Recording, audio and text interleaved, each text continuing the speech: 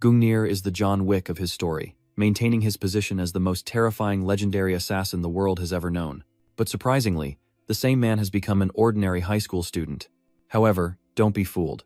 He still has the same skills, and absolutely takes down a group of bullies like it's just another Tuesday. Having destroyed his targets in the past, he welcomes his new peaceful life as an ordinary high school student.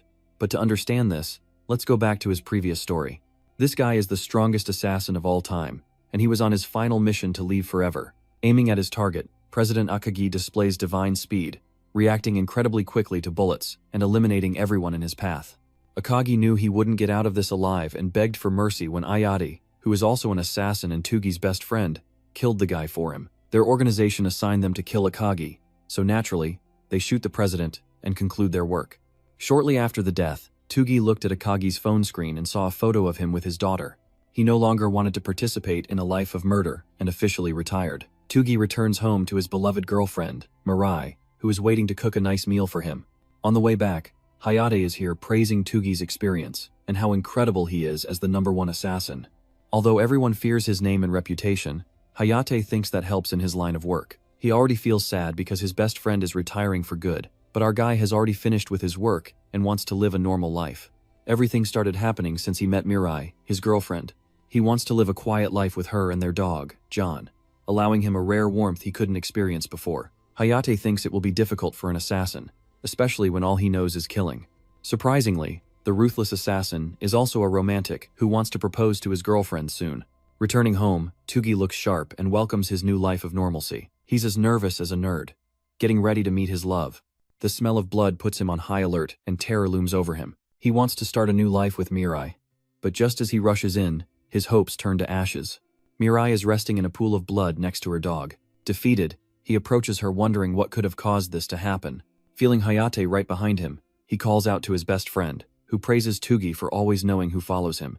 Unfortunately, the organization doesn't want someone like him to live a retired life, especially when he refuses to help them achieve their goals. Hayate thinks Mirai is a problem, which is why he killed her, allowing Tugi to be free. By Odin's will, he kills Tugi just when he is already defeated, lamenting the loss of the best assassin. In his final thoughts, Tugi reflects on the harsh reality that a man like him could never achieve a happy ending and a normal life, and for him, his beloved suffered the consequences of the actions of a ruthless killer who dared to dream too far.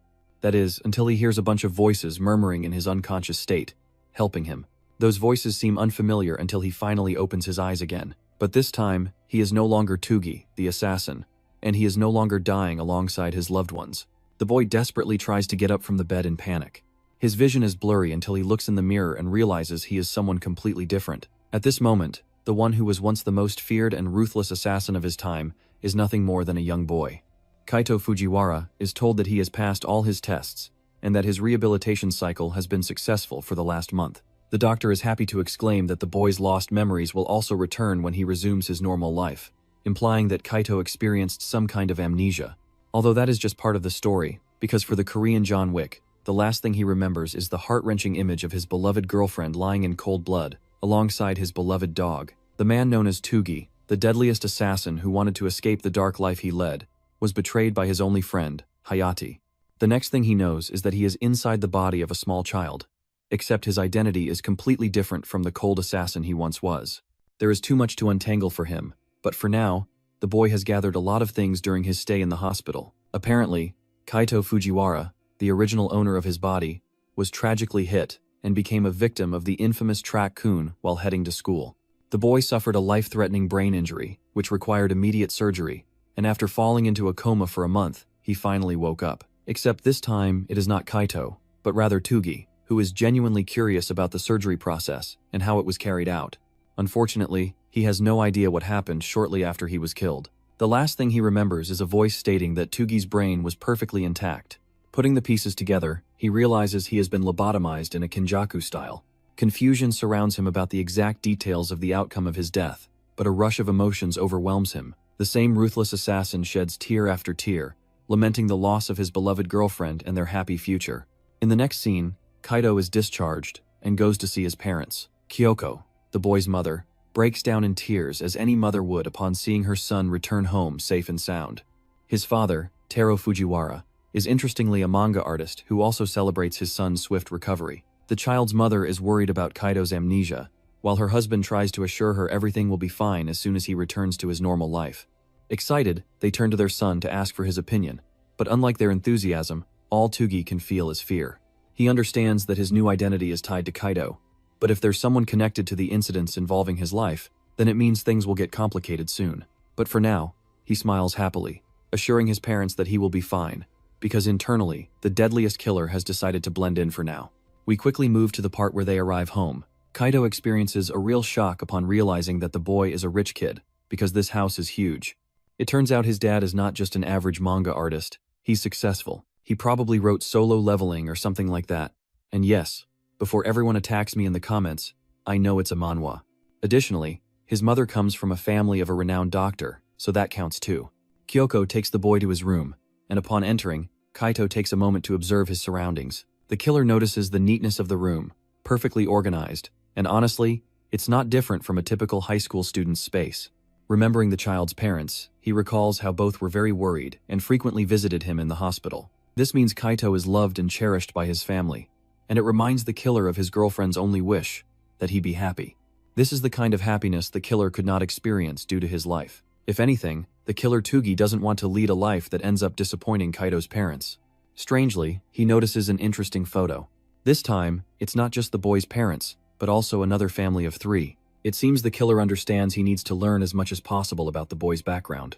The next morning, we had a new visitor. This girl arrives in a super long limousine just to visit Kaito, despite the fact that he was discharged only a day ago. It seems she's determined to see him due to their long relationship. The boy's father opens the door and finds the radiant Yuzuha smiling at him. She is eager to know how her friend is doing, asking what he's up to. Just when the boy's father is about to respond, Kaito peeks out and realizes Yuzuha is the same girl he saw in the photo. Without wasting a second, the girl strangles him with a tight hug, showing her concern for his health. Kyoko is happy to see them reunite, as always. As for our boy, he is closely observing everyone's reaction, piecing together that Yuzuha must be his childhood friend.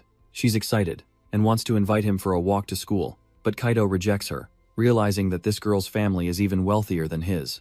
Taro tries to intervene, but Yuzuha shoves him right into the car, promising to take care of his condition. She turns around to announce a celebration party for Kaito's successful recovery. Both parents are astonished and go back to work while our duo heads to school. At school, a group of bullies who seem to live on the streets is about to execute their plan. Tetsu, their leader, intends to mess with Yuzuha, although his friends are scared of getting in trouble for hurting Steve Jobs' daughter. With a stern look, Tetsu reminds his goons that they are acting like cowards for no reason. He thinks they've already gotten too involved by accepting money from someone in particular, meaning they really have no choice but to carry out this job. This is the kind of people they are dealing with. While discussing their malicious plans, Yuzuha's expensive escort arrives, and they're surprised to see a boy with her this time. Her bullies explain that he's just an ordinary boy who happens to be her childhood friend and recently had an accident. Hearing this, Tetsu is intrigued and approaches with a smile. In the next scene, both Yuzuha and Kaito separate to go to their respective classes. The assassin takes a moment to assess his personality, believing he's a kind friend who cares for him like an older sister. Upon entering his new class, Kaito gets a glimpse of normal life, as he has never attended a proper school before. The clueless boy asks about his seat, and a classmate is happy to see him, but the same boy's face goes from a smile to a fearful expression when he sees the imposing Tetsu standing right behind him. The intimidating bully messes with him, declaring that there's no place for Kaito in this class, and that he's going to leave with them. Shortly after, the same group takes him outside, while the oblivious Kaito wonders if he even has a desk here or something. Remembering how these guys laughed before, Kaito feels they must be mocking him, especially now that they're staring at him. Angry, Kaito demands to know where his seat is, while Tetsu and his minions find the situation amusing. Approaching the boy, the delinquent presents the innocent one with a dilemma. If he can beg on his knees, then they'll be happy to let him go with just a few hits. Apparently, this guy has a stick up his butt because Yuzuha likes Kaito instead of him. Tetsu even threatens the boy that if he ever dares to get close to her, he's going to kill them both. It's funny that he's saying this practically to John Wick. Kaito takes a moment to understand the situation, disappointed to realize that these guys are really his enemies. He is sad, not for himself, but for his new victims who are about to be hit. The killer didn't want to hurt anyone on the boy's body. He intended to lead a clean life. As a final warning, he calmly tells Tetsu that if he retracts his words, they can resolve this peacefully. Of course, this comment makes the unshowered punk go wild, as if he had diarrhea after Taco Bell. Filled with ferocity, this man lunges forward with his fist, intending to kill the boy with a single blow. But my glorious king assesses the trajectory of the attack, considering this guy a pure amateur for attacking with a weak punch, exposing a million weak points. The attack is so pathetically slow that Kaito doesn't even have to try and easily destroys Tetsu's confidence with a single punch. Realizing that this situation requires serious measures, he delivers a beautiful palm strike to Tetsu's chin before slamming him to the ground with a judo throw, all while realizing that the real world is pathetically peaceful compared to the hell he is used to. It takes a while for Yuzuka to come running to his aid, only to realize that this man is cultivating aura in front of the piercing sunlight. It turns out, this man wasn't in danger. He is the danger. Yuzuka is astonished, wondering if the boy in front of her is really the same Kaito she has known all her life. Yuzuka desperately asks if he is the one responsible for beating them up. At first, our boy hesitates and finally makes up the excuse that he was dragged into a pointless fight. Apparently, Yuzuka also heard the news, so she rushed to the rooftop to see how he was. She wants to believe in the reality that a seemingly innocent boy like Kaito couldn't have been involved in such a brutal fight, but that's only until she sees a bloodstain on his neck, thinking he must have hurt himself or something. Kaito tries to reason that he is perfectly fine, but Yuzuka is very worried and yells at him for making her worry like this. Her concern turns into sadness, unable to accept the idea of him getting hurt. The killer wonders what happened and apologizes anyway. They decide to return to class for now, but as they leave, Kaito hears the muttering of the beaten blonde. Bro is angry and plans to get revenge on him. The scene quickly shifts to the night party that Yuzuka had planned earlier. Her parents brought out the champagne and the most delicious food from the table. I mean, who the hell did they hire for all that? Gordon Ramsay? While the boy's parents enjoy the moment with happy laughter, Kaito can't help but once again remember the image of his beloved girlfriend, Mirai, who often smiled at him the same way and urged him to eat quickly. Hearing her words, this man went from being a killing machine to being a eating machine. Even his dog wanted to try the food. That same night, Kaito went to see his girlfriend, wondering if that's what it felt like to experience a happy moment with family. That same feeling channels into his current self as he finally experiences what a normal life is like. Anyway, Yuzuka seems to be late to the party, even though it was his idea to begin with. The boy's father exclaims that Yuzuka has been going through tough times lately, although he never shows it and always puts on a brave face. Suddenly, an unpleasant feeling begins to invade the boy's chest, as if his senses were warning him of something. Curious, he checks his phone only to see that his childhood friend is calling him. He answers, asking how she is, only to hear the same voice of the punk from before. The punk is glad he understood quickly, and invites the boy to go to a specific place according to his coordinates. And if Kaito refuses, they'll make sure Yuzuka pays the consequences. By the way, the same girl and her driver are being held hostage, so he's not joking. Yuzuka's voice roars from the back as she pleads for him not to come. But our boy has already heard everything he needed to hear, and realizes they're going to hurt her if he doesn't act soon. So he asks for directions, and the criminal gladly provides them. The phone call ends shortly after, and Kaito acts as if he's talking to another friend instead of her. Informing his parents that he has to run a quick errand, Kaito assures them he'll be back soon. The scene shifts to the dark, abandoned factory, where almost a dozen armed men wait to beat him up. But not just that. The leader of the organization has also arrived while his bodyguard is casually busy working out in the back.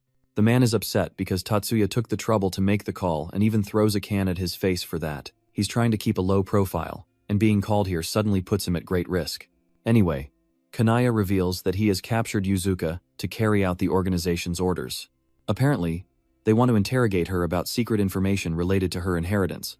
But so far she hasn't given in, constantly claiming she knows nothing. That's really the main reason why Tatsuya took the trouble to call his best friend, the same guy who's always around, thinking that if they threaten to hurt him, she will spill the secrets. This way, he will have fulfilled his mission, and as a reward, Tatsuya will officially claim his place in the organization. The leader of the organization agrees with that, but warns the blonde about what will happen if she fails her task. You see, Inukami, the muscle fanatic, isn't one for talking. This man's only orders are to kill, as demonstrated by throwing a weight so fast it knocks down a damn wall. The mere existence of Inukami is enough to make the blonde wet his pants because if he fails, he will be next. Yuzuka roars, worsening their situation as her assistant tries to calm her down. Unfortunately, this leads Tatsuya to beat him up, stomping on him in fury because someone is trying to come between them. He tells his henchman to get her assistant out of the way and focuses on Yuzuka, assuring her that if she doesn't speak, her childhood friend will die. Still, the helpless girl confirms that she has no idea what he's talking about. Angry, Tatsuya orders them to bring Kaito immediately. Right now they have 40 armed thugs and an ex-wrestling giant responsible for killing a man in the ring. With this, there's no way the kid is coming out on top. The blonde is absolutely sure that Kaido won't get past Inukami, and in the end, Yuzuka will end up revealing everything. The perspective shifts to our boy, who finally finds his way to the factory. Outside, there's a group of idiots about to become his new victims. Casually walking past them, the boy shows no fear, as one of them quickly recognizes that he is their target. But it's already too late, because this man dismantles them effortlessly with a painful blow to the neck, knocking them out instantly. With the 3 men defeated, the rest of the thugs charge forward, but it's their judgment day, as the high school student sweeps them aside, pushing one of the guys into the container. With a killer look, Kaido warns the thugs not to enter his line of sight if they want to continue living their lives. And yes, the One Piece is real. Back to Tatsuya. His boss starts to worry that the kid hasn't shown up, even wondering if the kid decided to back out. After all, he's just a kid. But only the despicable blonde knows that what fought on the rooftop was not a kid, but a demon. He tries to reason with his leader Suo, assuring him that his opponent is no ordinary person. Speaking of the devil, they hear their men chanting Fujiwara's name just outside the factory. Yusua is shocked, while the cowardly blonde is terrified for his life. The door bursts open, as a man's body is thrown like a paper ball, landing right at Tatsuya's feet. Excited, the muscular man turns to face his target. Meanwhile, the seemingly harmless boy reminds Tatsuya of his warning from last time. This man is struggling to contain his strength just so he doesn't kill these guys. Mr. Suo is bewildered, questioning how a kid was able to annihilate 20 thugs on his own. Casually adjusting his tie for maximum aura, Kaido demands to see his friend. Yusua's scream echoes throughout the factory, worried that he has come for her. Thanks to his voice, he knows she is exactly 30 meters ahead. He is relieved that she is safe, and scans his surroundings for the hostile men ready to attack him. In what seems like no more than 53 seconds, this man's speed sweeps through the room. He surprises the boss with his divine ability while taking down everyone around him. Even Tatsuya is crawling like a coward, realizing they played and found him out in the worst way.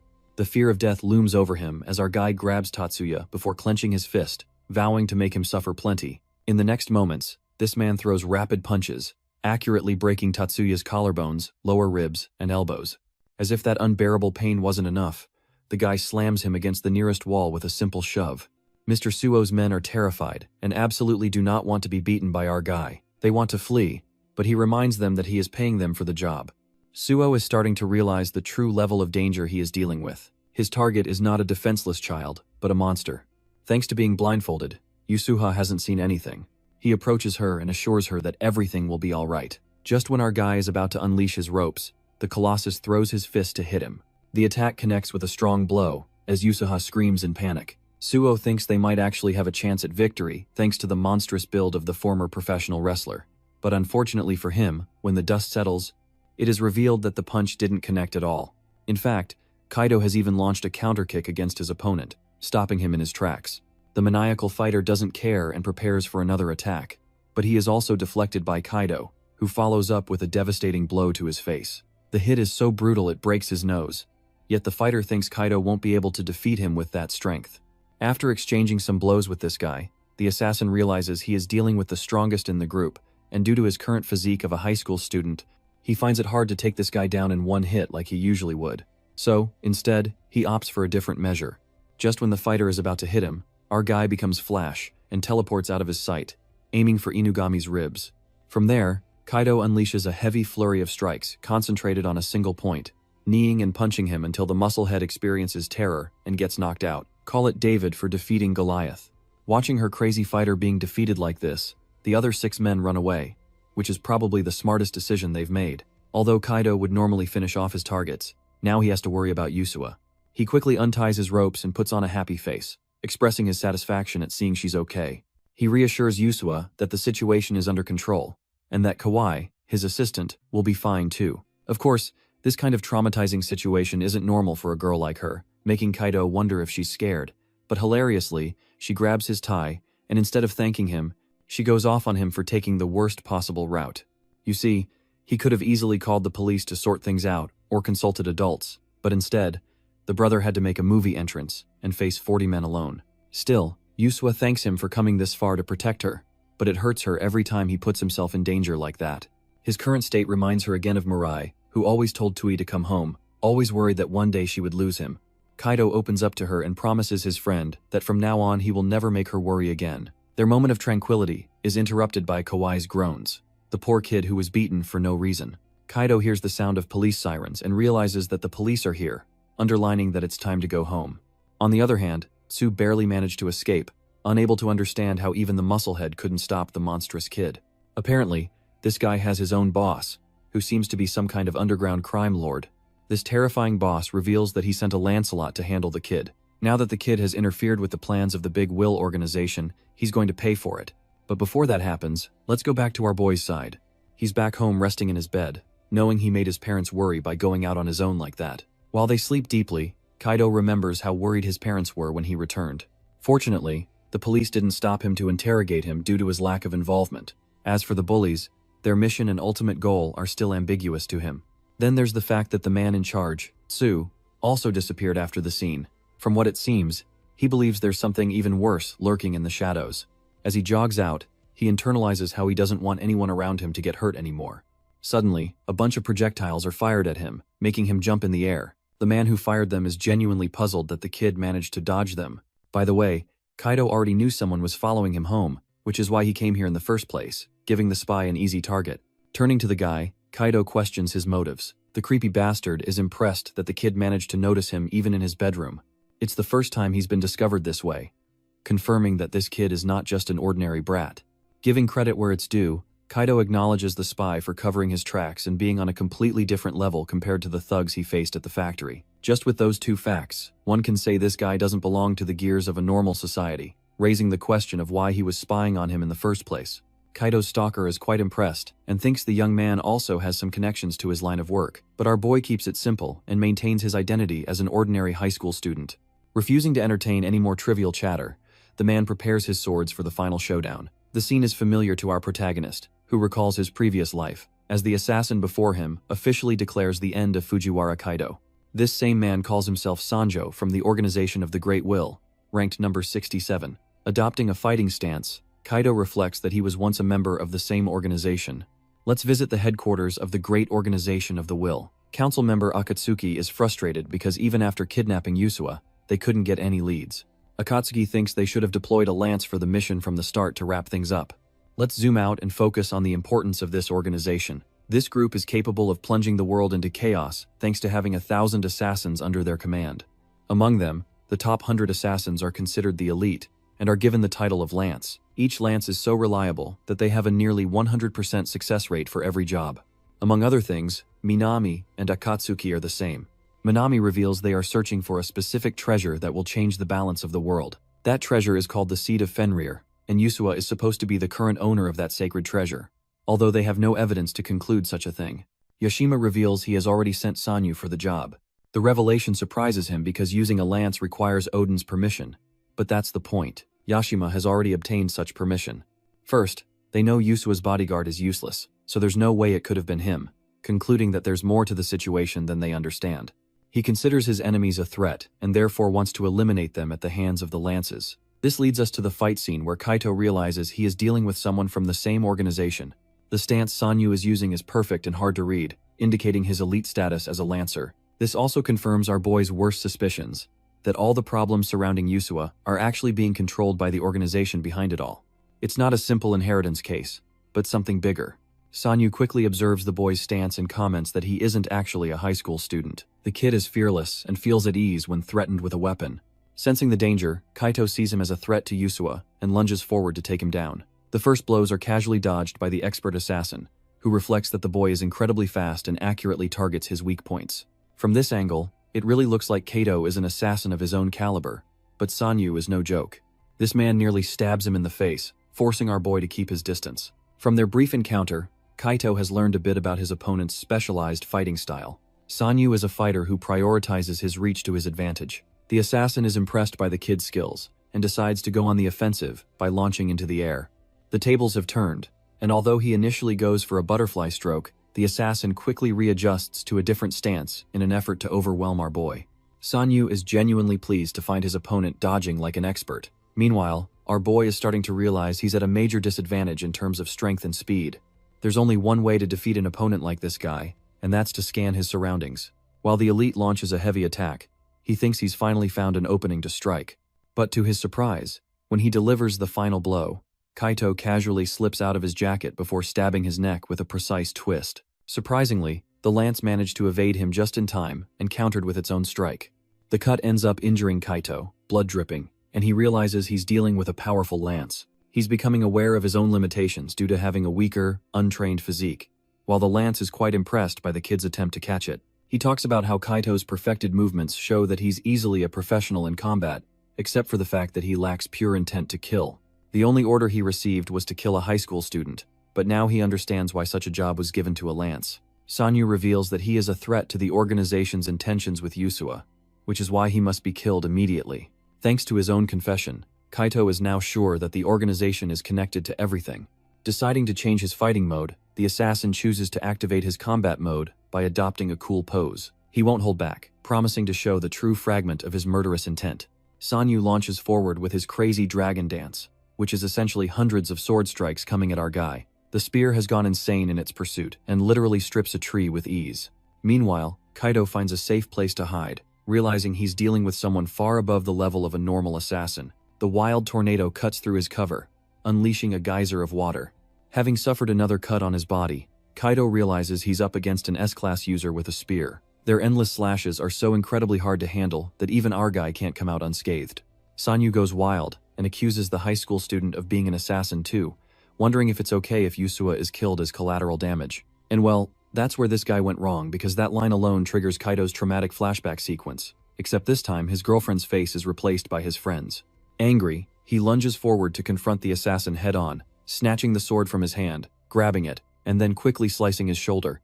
Everything happens so fast that even a spear expert can't perceive what went wrong. All he can think about is what kind of monstrous kid he's dealing with. Our guy refuses to experience the guilt and suffering he had last time, which is why he promises to protect Yusua with his life.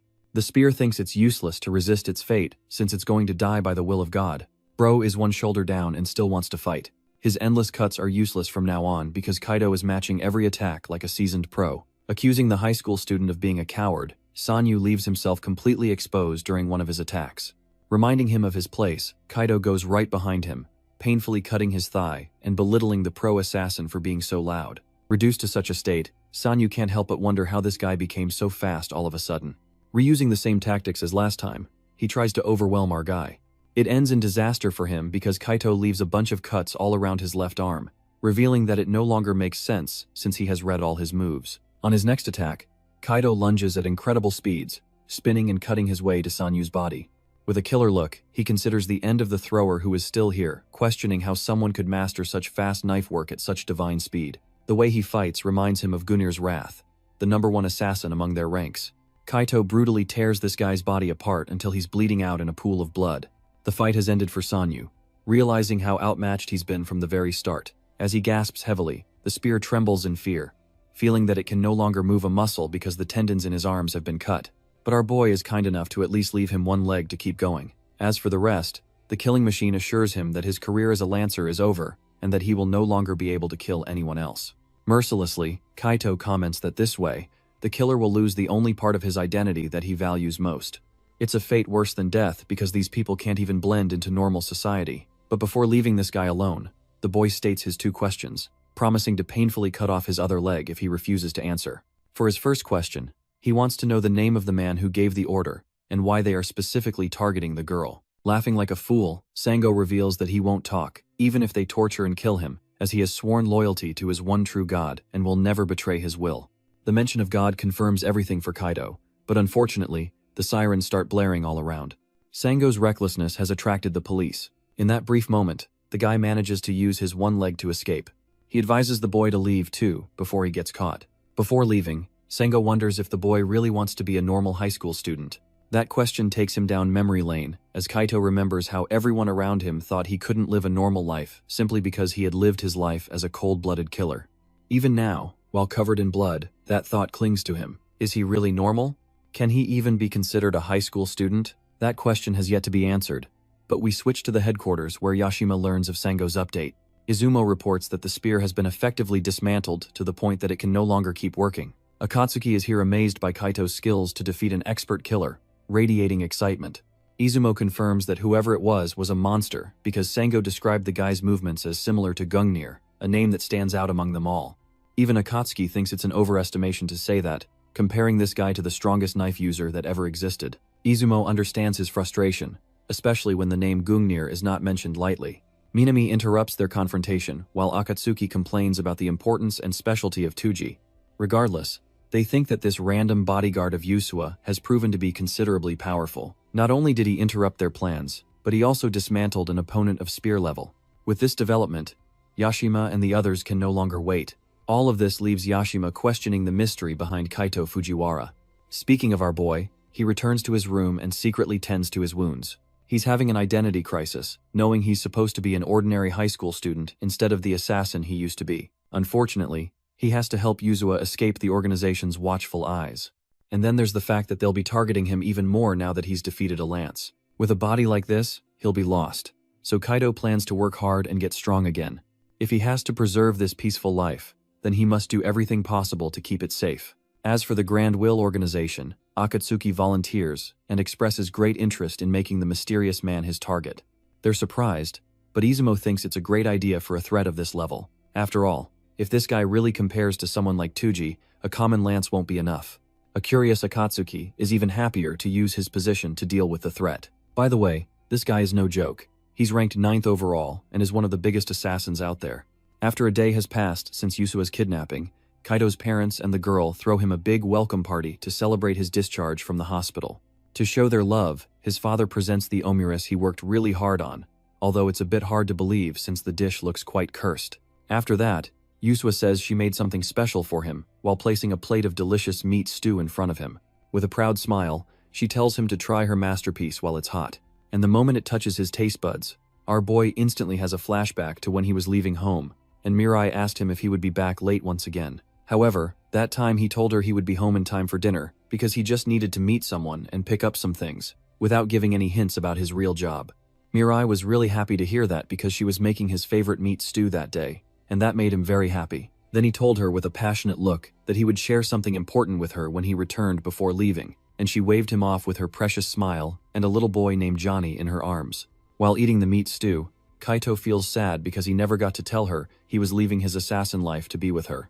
Yusua gets upset seeing his disappointment and asks if it really tasted that bad, but our boy suddenly starts devouring his food as if it were his last meal on earth, almost crying. He tells her it tastes delicious. Yusua is glad to hear that, and her mother tells her there's plenty more where that came from if she has a big appetite.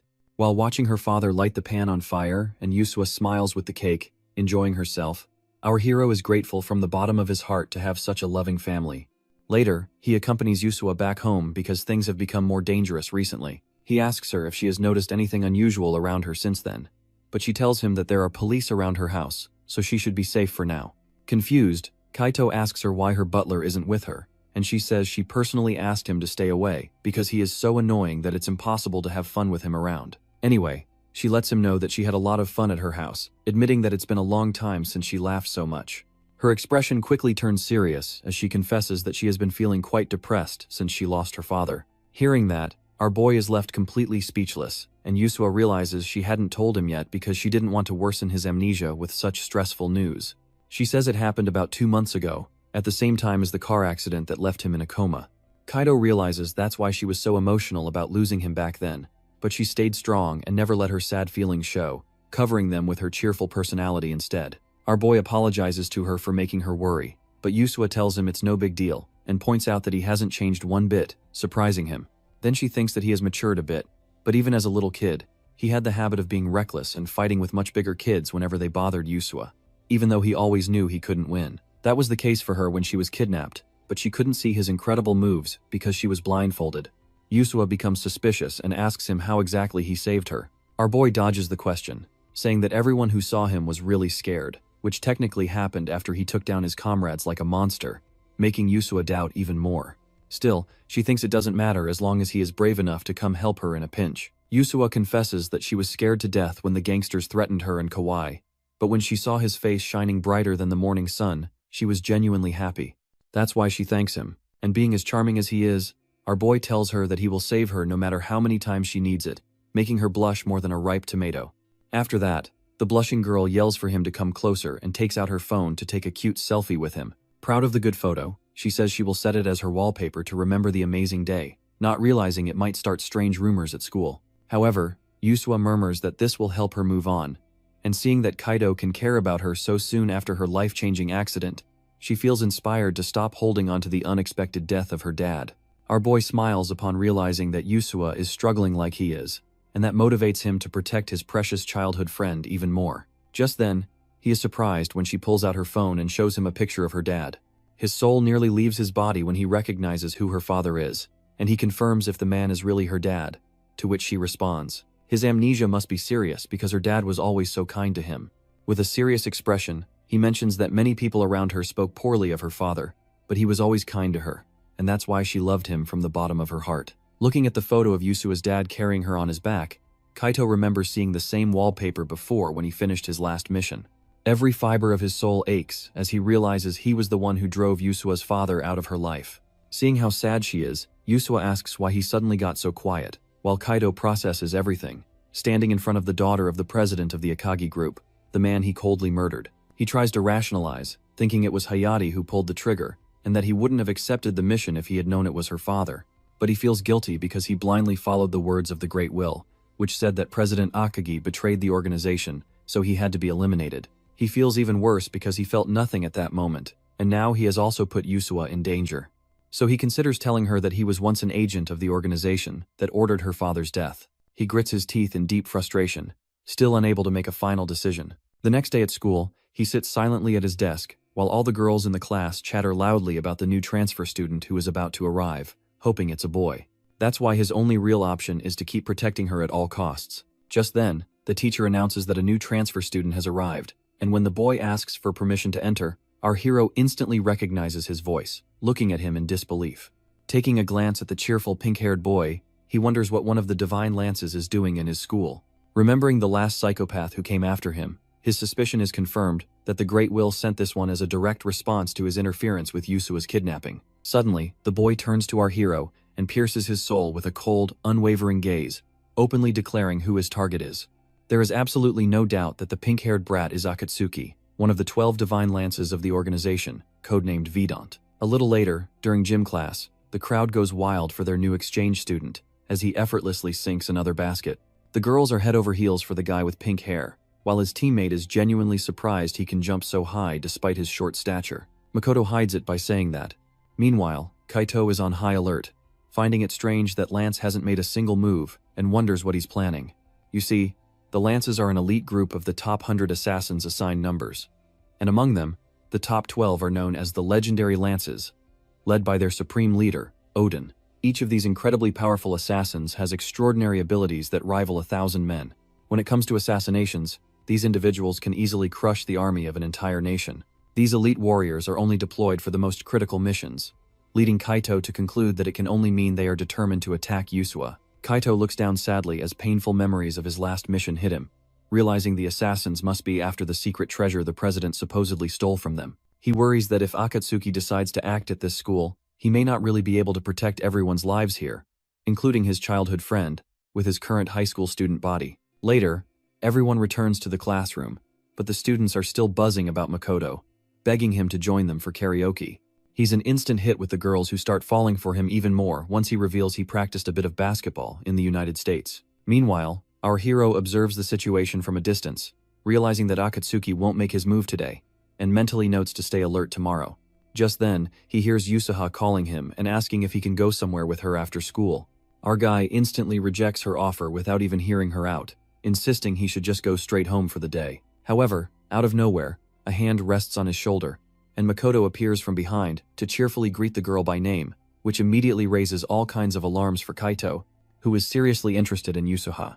Makoto introduces himself, but Yusuha points out that he's already quite famous as the trendy new guy in school, and she asks how he knows her name if they've never met.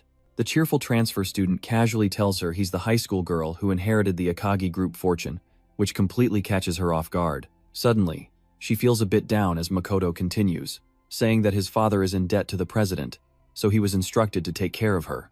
But when he tries to invite her somewhere, our guy suddenly intervenes, making up an excuse that he hurt his finger during practice and actually needs to go to the nurse.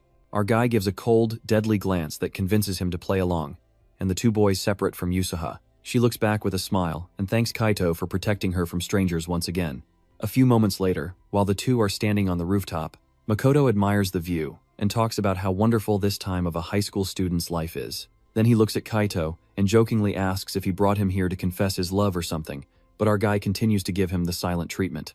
Makoto just laughs and keeps saying that Yusuha is really quite cute in person, but he can't believe she's the president's daughter. Kaito gets straight to the point and demands to know what his true purpose for coming here is, wondering if it's revenge for the purple-haired guy. The transfer student seems as carefree as ever and casually asks if he really is the one who defeated Sanjo.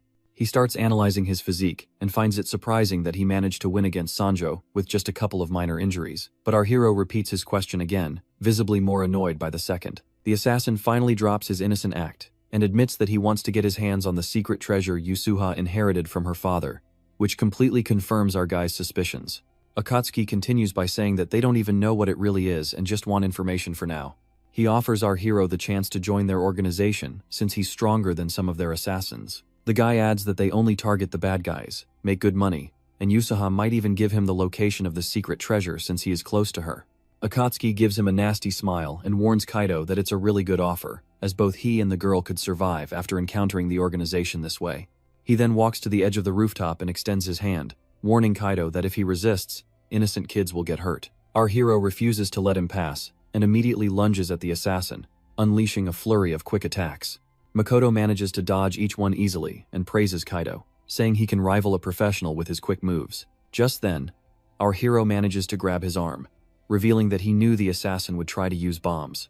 The small cube is his unique assassin object, which combines explosives and martial arts, well known in the organization as Vidant's default method to annihilate their targets. The mention of his codename completely surprises the assassin, as he jumps back and screams that Kaito knows too much for an ordinary person. Makoto then pulls out 6 more bombs in his hands, smiling like a lunatic, and says he's about to raise the stakes. With determination in his eyes, he jumps off the roof and tries to catch the bombs. He manages to grab the first 3 and quickly heads toward the others. Our boy then does parkour over the wall and uses his feet to catch the other 3. Makoto watches the whole scene and states that there's absolutely nothing normal about Kaito, but then he throws another bomb out of nowhere to the ground.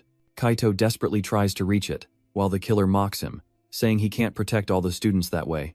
Our hero fails to catch the cube as it falls to the field below, while the lunatic behind snaps his fingers and detonates the bomb. Kaito covers his face from the explosion as the students below start to panic from the sudden blast and hurriedly move away from the area.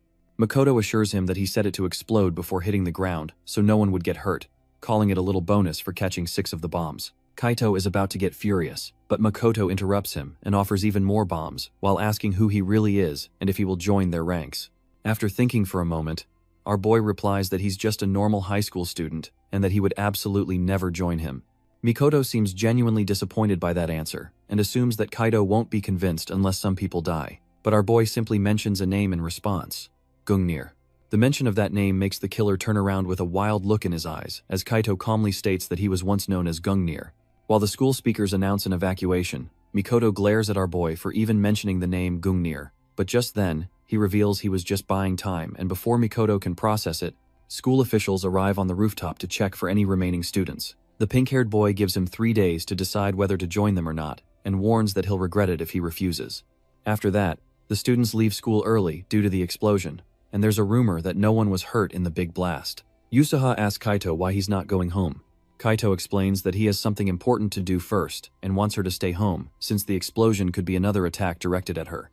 Just then, Kawaii passionately shouts that security measures have been increased and that he has started learning martial arts to protect Yusuha, but his exaggerated enthusiasm only leaves her annoyed. Yusuha asks Kaito to send her a message if something happens, and he agrees, but once she leaves, he turns to look at Mikoto as if to let him know he's not fooling anyone. Meanwhile, as Mikoto observes our boy, he's sure that Tugi wouldn't let anyone dishonor the name of Gungnir. Later, on the local train, our boy hopes he has managed to divert Akatsuki's attention from Yusuha to himself, remembering that although Akatsuki is the youngest of the Divine Lances, his skills are no joke. Clenching his fist, he thinks about how he's gotten used to his new body, but he still has a long way to go before he can face a Divine Spear in combat. That thought worries him, as he might lose if they face off in 3 days, but it doesn't shake his determination to protect Yusuha, even if it means killing the punk with pink hair.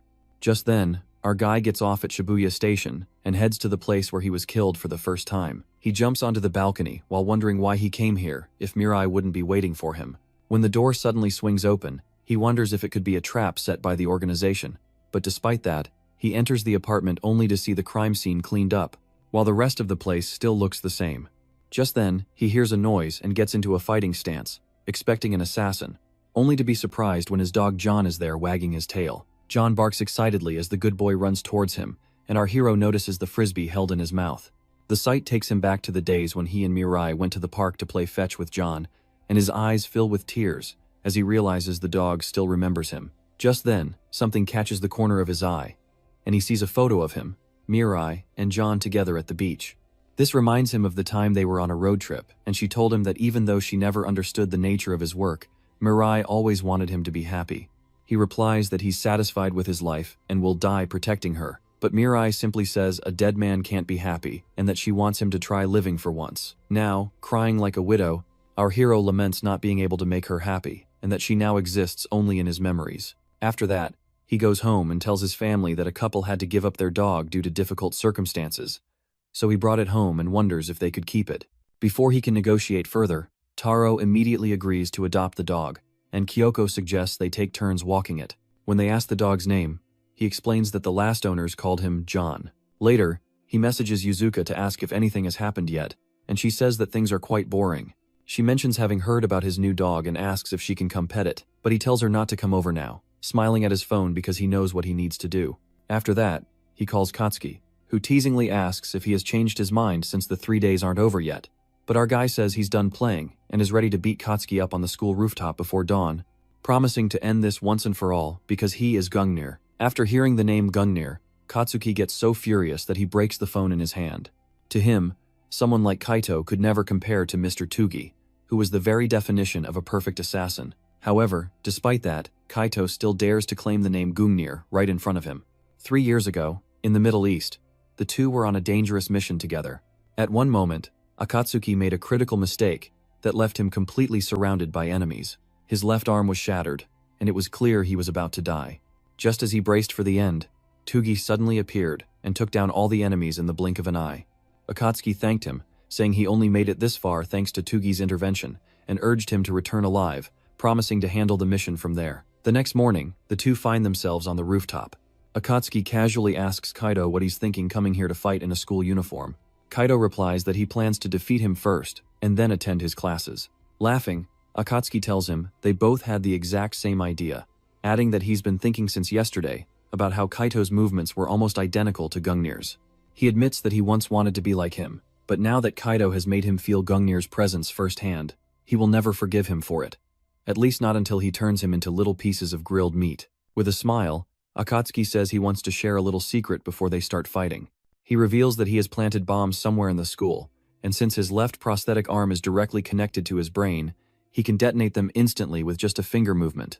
If Kaito loses to him, then many people will die, and the only way to stop the bloodshed is by cutting the connection between his arm and his brain. That leaves only two options: cut off his arm or destroy his brain.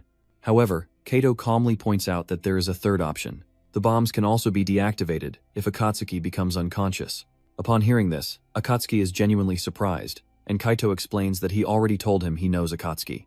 When Kaito prepares to fight, he says he didn't come here to kill him, he just came to stop him. With a confident smile, Kaito asks if Akatsuki really believes he can achieve that.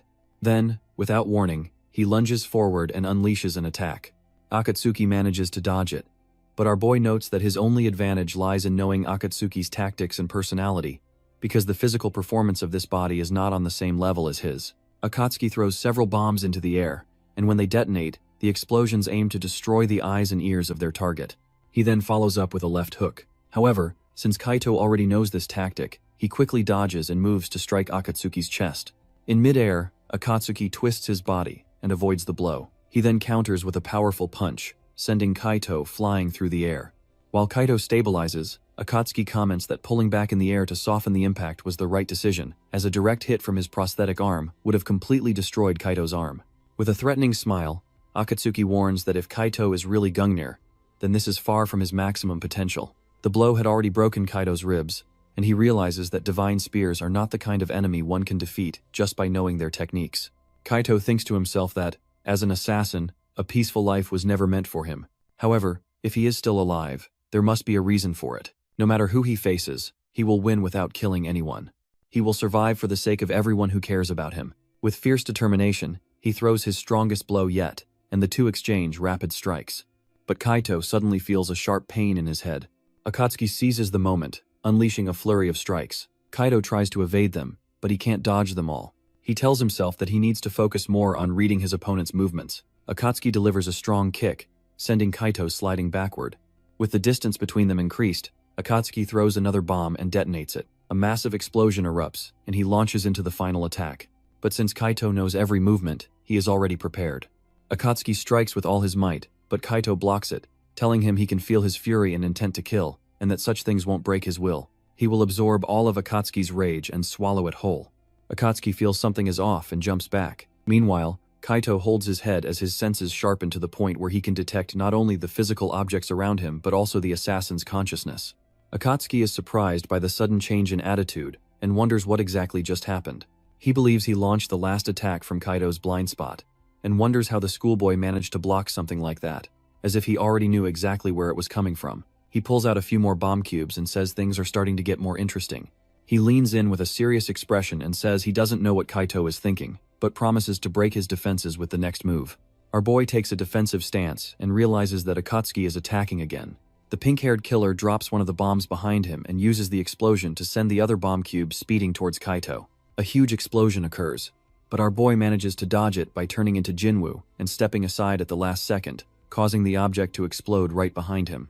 Akatsuki calls him impressive for dodging his special attack, but thinks that if our hero could be killed so easily, it wouldn't make sense to send an elite spear like him.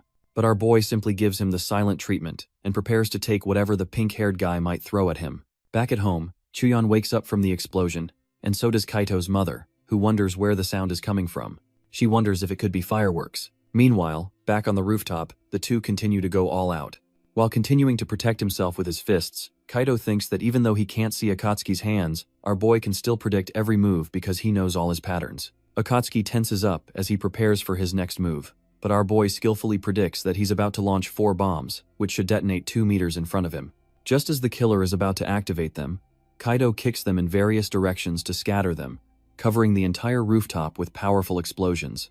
Kaito manages to stay on his feet while shielding his face from the intense explosions, but then predicts the killer's next move and dodges a punch coming from the left. Our hero counters with a few quick punches, forcing Akatsuki to go on the defensive as he starts to realize that something is definitely off. He wonders what the hell is going on, as he can't even land a single hit. The killer thinks that Kaito's eyes and ears should have been out of commission long ago thanks to the bombs, not to mention the scorching heat that should make it almost impossible to breathe. However, the look in our boy's eyes makes Akatsuki feel like he can see through all his movements, reminding him of his beloved Gunner. He remembers when Kaito said he is Gunner, but that makes him angry as he shouts at our hero not to play with him. He demands to know if the high school student really is his 2G, and if so, then why the hell did he show up now of all times? On the other hand, Kaito can barely hold on as he struggles to catch his breath. Yet he still manages to keep his fists up. He realizes that even if he can read the killer's movements, the guy is still too fast, and he can't keep up in this untrained body for much longer. He jumps to the edge and finally decides to stop running.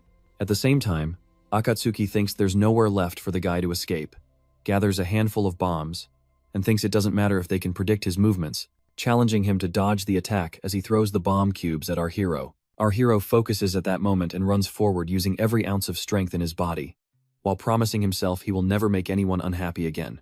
Akatsuki activates the bomb and lights up the entire ceiling like the sun, but Kaito keeps moving forward even though he can no longer see. He feels the assassin in front of him and throws a punch, but Akatsuki manages to dodge it and uses the bomb's cube in his metallic hand, while throwing a direct punch to our boy's head. However, Kaito reads him like a book, blocking the punch with his elbow, which catches him completely off guard, and follows the block with a devastating elbow strike to the face. But he doesn't stop there. He shouts Akatsuki's name and follows with a fierce punch to the body, then finishes it off with a direct kick to the stomach. The blow shatters his metal arm and sends the assassin flying off the edge of the roof, and he loses consciousness as his body approaches the hard and inhospitable concrete below.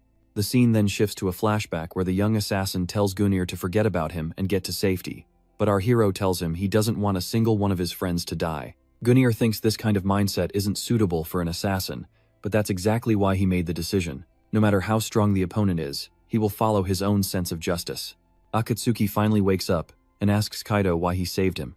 and he replies that his only priority was to deactivate the bomb and never thought about finishing him off in the first place. The assassin smiles and tells him he can't take on the whole organization alone, but Kaido stands firm that he will do it no matter what, because that's the only sense of justice he can have as a former assassin. The familiar words and look take Akatsuki by surprise, reminding him of Gungnir, as Kaito asserts that it doesn't matter if it's the Great Will or Odin, he promises to defeat them all. That statement makes Akatsuki burst out laughing. He repeats Kaito's words and calls him crazy for even thinking something like that. To Kaito's surprise, the assassin believes he is actually Toji no Cap. The boy smiles and says that only someone crazy like Toji could say something so outrageous, while our hero just looks at him in shock. The pink-haired boy then gets to the main topic and asks why he looks like a stick when he should be 6 feet under. Kaito replies that he was also sure he died back then, but when he woke up he was suddenly in Kaito's body. He points to his brain and says that for now that's all that's left of Toji, which truly surprises Akatsuki. Our hero continues by saying that the only one who could have ordered the hit is Odin, which makes Akatsuki go completely pale. Kaito then tells him he definitely needs to get stronger, and asks Akatsuki if he will lend him his help, which makes the assassin recall that scene again. Akatsuki laughs once more, and tells him to stop joking around already. He raises his metal arm and says he can't kill him now, no matter who orders him to, now that he's sure Kaito is Toji. Our hero asks if he's going back to the organization, but the assassin flatly denies it and says coming back after a loss like that is impossible. He then asks the boy what he plans to do now, and Akatsuki gets serious, saying he'll decide after investigating everything for a while, as he still finds it hard to believe that Odin targeted Toji. He tells our hero to leave too, as the police are probably on their way, and jokes that school will likely be closed for a long time. Our hero watches him walk away and starts to call out to him, but suddenly collapses on the ground. He wonders what the hell just happened as he feels his mind fading. Meanwhile, some unknown assassins enter the scene and proceed to recover Gungnir as planned. A voice starts calling out to our hero, telling him to wake up, and he wonders where the voice is coming from. His eyes finally open as he looks around, wondering where he is, and realizes he's back in his original body. The voice says again that he has finally awakened, and tells him that they are now part of each other. Kaito slowly floats toward him, causing Toji's eyes to widen in surprise. Kaito calls out to him again, telling him to protect Yusua with that power, but Toji refuses to let go while shouting for the boy and reaching out to him. Just then, he wakes up soaked in cold sweat and is greeted by a friendly canine face. As he lies on the ground, he wonders where he is now. While they are downstairs, the parents are watching the news, which reports another explosion at the school. Both are very worried about the bomb explosion, and Kyoto asks if they should take Kaito to the hospital while reading his messages, which say he came home early and went to sleep because he felt dizzy. The father asks if she's worrying too much, and says Kaito is probably just exhausted from everything that's happened, reassuring her that their son will be fine once he gets some rest. Meanwhile, Kaito looks at the ceiling, thinking his head still feels confused, and realizes he has slept through the afternoon. He remembers feeling dizzy on the rooftop, then waking up in his room with his injuries already treated. He remembers that Akatsuki finally believed he is Toji, but wonders if he showed enough strength in this weak body to really convince him. That incredible feeling from before was like Akatsuki's emotions flowing into him, and without that, there were many chances he could have died. He still wonders what happened to his body, but then his phone rings. When he sees it's Yusua, he quickly answers and shouts to ask if she's okay, surprising her. She immediately returns the question since he has ignored all her messages since the morning. He apologizes and says he's been sleeping until now and is just glad she's safe. Then she tells him about the explosion at school that blew off the roof and that classes are canceled for a week, which he pretends not to know anything about. She realizes something is wrong and asks Kaito if he's involved in this again, making him sweat nervously. She then starts scolding him, saying he always gets into trouble, even asking if he really got hurt in the school explosion instead of just being sick. Kaito sits and thinks that this girl is as perceptive as ever. He turns the question back to her, asking if she's been in danger too, and then tells her not to worry anymore, because he's decided that no matter what, he will protect her. Yusua turns redder than a tomato and demands to know what happened to him, telling him not to distract her with hero talk. She keeps talking while downstairs Kaito's mom answers the doorbell, but finds no one and instead sees a package on the floor. Soon after, there's a knock on Kaito's door, and his mother asks if he's awake, saying there's a package for him that she leaves in the hallway. Kaito finds it suspicious since he didn't order anything, and his mom tells him to come eat if he's feeling well, while Yusua notices it's late and says goodbye. Kaito picks up the box and weighs it in his hand, feeling no traps, but when he opens it, his eyes widen in surprise at seeing his original assassin knife along with a card. He wonders who could have sent this to his house. When he picks up the card, he sees a set of coordinates and tells himself he must find the sender at all costs. Our hero wanders through Shinjuku, following the location coordinates written on the note that came with his knife. Noticing that even though the place is close to the station, pedestrian traffic decreases drastically. This makes him wonder if the sender of the note could be hiding in such a place and questions whether it could be the person who transplanted his brain, theorizing it must be Kaito. He finally arrives at an apartment complex and immediately feels it would be the perfect hideout. He enters the lobby, but finding it empty, he moves forward. He finally stumbles upon an entrance to a lower level, and quickly suspects it's a trap set by the person who sent the knife. When he finally reaches the basement parking area, he opens the door and moves in, wondering why he was called to this place when suddenly he barely manages to dodge a surprise attack. Seeing an arrow behind him, he watches the person holding the crossbow reveal themselves alongside an accomplice, and she comments that dodging the arrow couldn't have been a coincidence since the real Gungnir could even dodge bullets. She then remarks that it seems our boy's brain is functioning well, and our boy, who doesn't recognize them, asks if they are the ones who called him there, but the crossbow wielder says he's not worthy of receiving answers and loads another arrow. He shoots, saying that the hero must prove himself by defeating them. Our guy dodges just in time and sees a pair of shining eyes watching them from behind. The girl swings her elbow, but he slips out of reach just in time, causing her to hit the pillar instead. Meanwhile, he quickly assesses that the duo has the capability of a mid-level spear, and when she throws another punch, he deflects her blows while noticing they are using an old organizational tactic to create an opening using a crossbow and finish with hand-to-hand combat. Just then, the other guy throws a hook from behind, but our guy pivots and goes in for a double strike, landing a hook to the girl's stomach and a spinning kick to the man's chin. The impact sends the girl flying while the man stumbles back, wondering what kind of force hit him before charging forward to try again. Our guy detects the movements from afar, just like in the previous fight, and predicts that the opponent will start with a 4-hit combo beginning with a downward slash from the left. So before it even begins, he realizes he doesn't need to dodge, so he blocks the first strike and throws a punch to the chest. As the fight continues, his spatial awareness, reaction speed, and action prediction skills dramatically accelerate, completely overwhelming the two assassins. The woman quickly realizes they weren't defeated by some kid, but by the strongest assassin among two known as Gungnir. Just then, the crossbow man laughs and says the hero isn't bad, but he's done playing, and he reaches into his pocket before his partner yells at him to stop because he's going against orders, but he responds by shouting that he can't let it end like this after being humiliated. Suddenly, a third voice tells him to stop, and a familiar figure appears, greeting our guy Tugi and commenting that his brain transplant was a success. Our friend instantly recognizes him as the organization's doctor, Kyosuke Kuji, and accuses him of being behind the whole brain transplant and linking him to the organization, but the doctor tells him to calm down, explaining that although he was the one who called him there, he wasn't the one who performed the brain surgery. He adds that he has also left the great organization of the will and promises to tell him everything that happened on the day he died. Completely confused, our guy turns to Kuji and asks who he is. Kuji replies that he will explain everything and tells Kaido that there was an order to kill him, and the one who carried it out was none other than his partner Ayate. At the mention of that name, our hero's expression quickly shifts to anger. Then Kuji explains that the order was highly confidential, known only to a few select people, and he was one of them. He says he leaked all the information that allowed Kaido's brain to be recovered before it was hidden by the organization. Upon hearing this, Kaido asks if that means Kuji betrayed the organization and then demands to know about the other two. Kuji responds that they are members of Agros, a special unit operating under the direct command of the Japanese government. The sole purpose of this unit is to annihilate the Great Will organization. Add that they are more commonly known as Argos, and that they are the ones who transplanted Tuchi's brain into Kaido's body.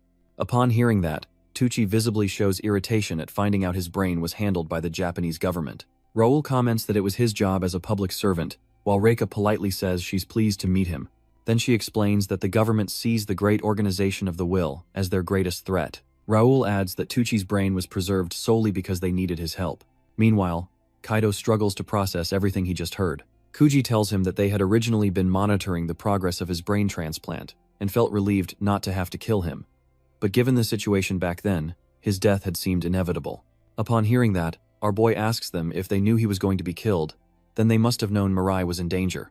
He gives them a cold, piercing look that scares Reika. Raoul quickly says they have no idea about that, claiming they weren't even present at that moment.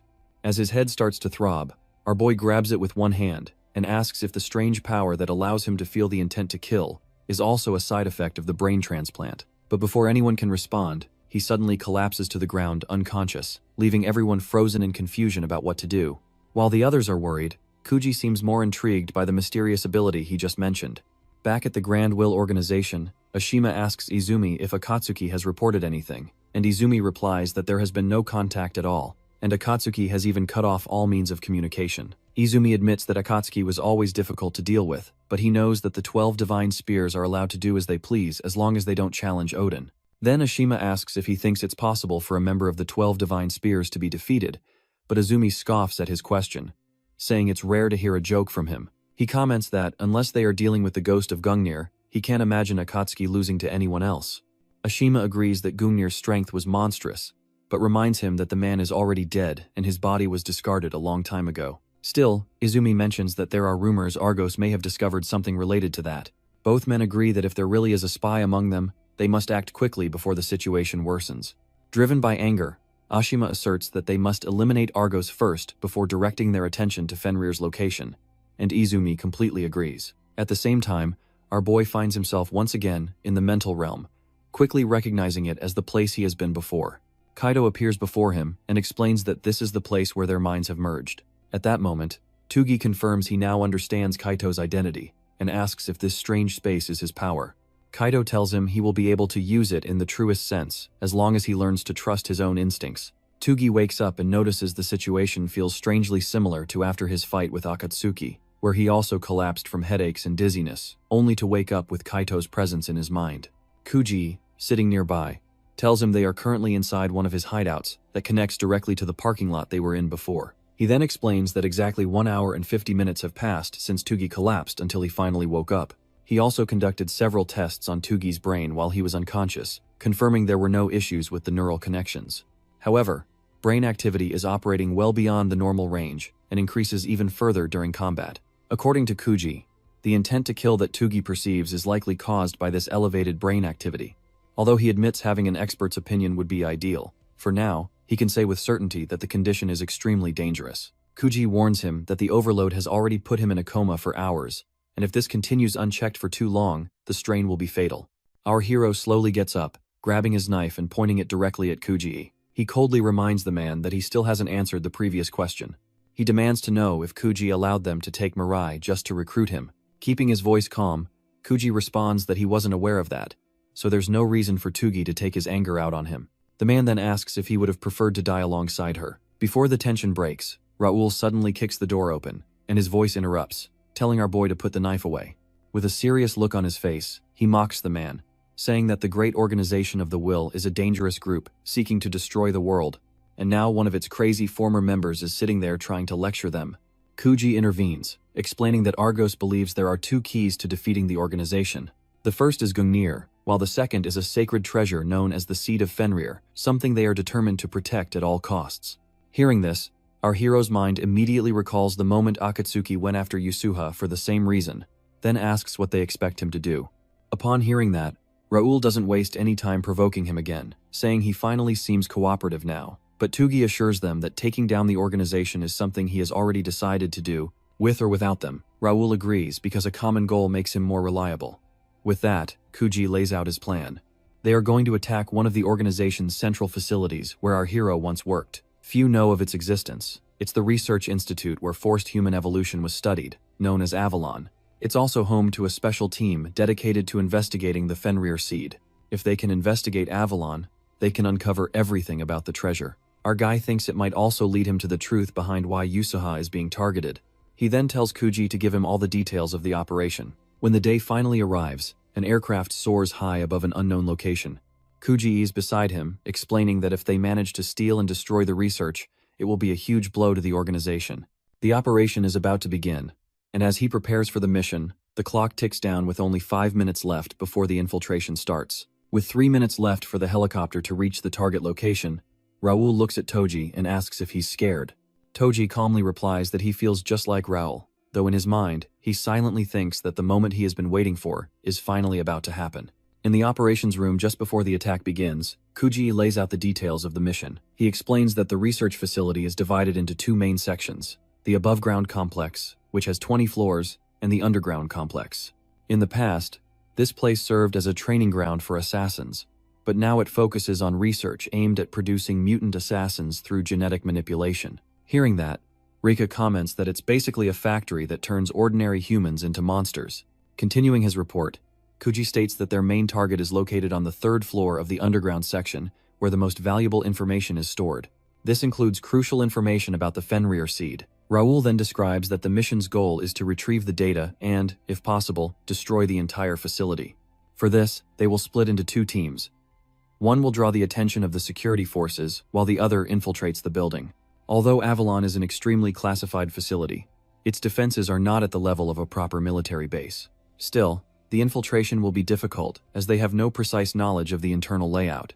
Tujii offers to handle the infiltration himself, but Raoul cheekily responds that that was the plan from the start, and suggests he already knows the reason Tujii has been kept alive up to this point. With a sly smile, Raoul says that our guy's life will be used for the good of world peace, and adds that he'll accompany him inside, meaning they'll have to work together. With only 90 seconds left, Raoul and Reika begin to give their final instructions. The man orders everyone to stay in their assigned positions, while Reika tells the team that 10 people will accompany her to the rooftop and another 10 will head to the main door. She explains that their task is to create a loud and attention-grabbing entrance to keep security occupied, giving Tuji and Raoul the chance to get in during the chaos. Our hero assures her that they will succeed without fail, and Raoul informs her that they will make their entrance from the south side. As the ramp opens, Raoul notices that he can barely see anything through the thick clouds, but our guy responds that he can clearly feel the ball right below them. As their landing point approaches, Tujii turns to Raoul and loudly announces that he is no longer going to be Gugnir. Now it's Kaito Fujiwara. With that, the operation begins and everyone starts jumping out of the plane.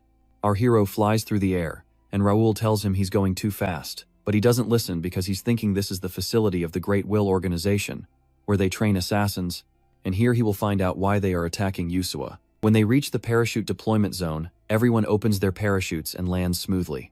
Raoul gets really angry with Tuji because he thought our guy was going to die, but it turns out he's already used to stunts like that. Visibly annoyed by his constant chatter, our guy tells him to quickly hide his parachute before someone sees it. They hide in the bushes and scout the area, and Raoul says things are going well, just like Kujii told them, so they should be able to infiltrate easily from the south entrance. He tells Tujii that he will open the shutter, and suddenly there is an explosion on the roof above. Reika sends the message that, according to the plan, both squads have begun the distraction, so she tells both of them to quickly infiltrate the facility. As Raoul opens the shutter, our guy stands there thinking that it has finally begun for real. When the shutter opens, Raoul tells him to take the lead and that he will follow. Sirens blare, and an emergency announcement is made in the facility that there is some suspicious activity, and the security team must move immediately to the rooftop and the main door. The researchers inside the facility panic, and wonder who would attack the organization's installation. Since all the security is busy, Tuji and Raoul move quickly through the hallways together. Raoul thinks that Reika and the others are doing really well, and wonders if all the security has moved to the roof and the main door since it's too quiet. Suddenly, Tugi senses 4 enemies approaching, so he quickly moves to the corner and attacks them first. He takes down the first one with a punch to the head, and the others start shooting, but he quickly dodges and takes them down with just one precise hit.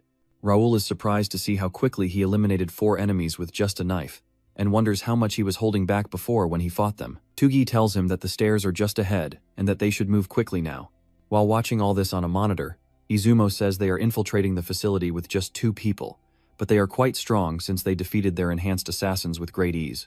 Meanwhile, Omega tells him that the guys look pretty delicious, and asks Izumo if he can do whatever he wants if he takes them both out, wishing for freedom like everyone else. With a mischievous smile, Izumo agrees and tells him that the task assigned to him by Odin is to protect the ball at all costs. He tells him that he would like to see his power, and if he does this, then he will not only be officially recognized as a lance, but will also become part of the 12 divine lances. After hearing that, Omega feels excited because it's the first time he will be able to use his powers outside of an experiment, and is also allowed to kill humans. On the other hand, Raoul tells our guy that they need to move since the enemies are approaching, but he just stands there. As he tells him to go ahead, Tuyui remains there and says that this is the place designed exclusively to produce strong assassins like him through inhumane experiments, so he will reject their twisted belief that the only way to change the world is by taking innocent lives.